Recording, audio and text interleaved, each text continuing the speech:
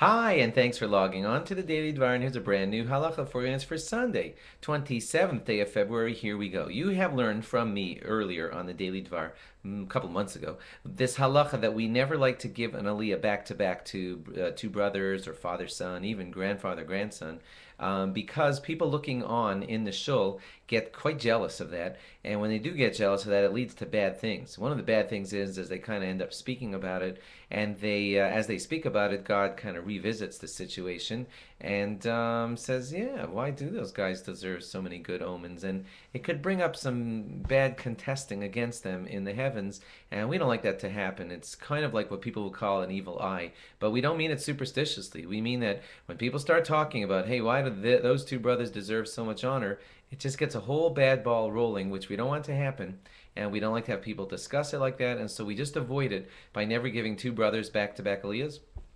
father-son back-to-back aliyahs, or grandfather-grandson, and things like that. But today we want to teach you an exception to that rule, and that is that it will be acceptable to give two brothers aliyahs back-to-back, or father and son, or grandfather-grandson, under the following conditions. Condition number one is, let's say they're being read out of two different Torahs. Like the seventh aliyah was given to the father, and then a new Torah was brought out because it's one of those days when we use a second Torah. Out of that second Torah, they want to call up the son. Well, that's fine. Since they're so far split apart by being read out of two different Torahs, people won't end up speaking about it. The whole bad ball won't get rolling, and it's going to be considered okay.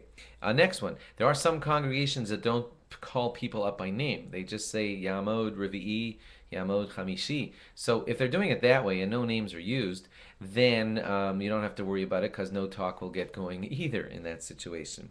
If you want to call up the two people, father and son, to Hagba and Galila, a lot of rabbis permit that because if you're in a shul where Hagba and Galila are not called up by name. So again, that whole thing won't get rolling since you're not mentioning out loud the names of the two people as being part of the same family.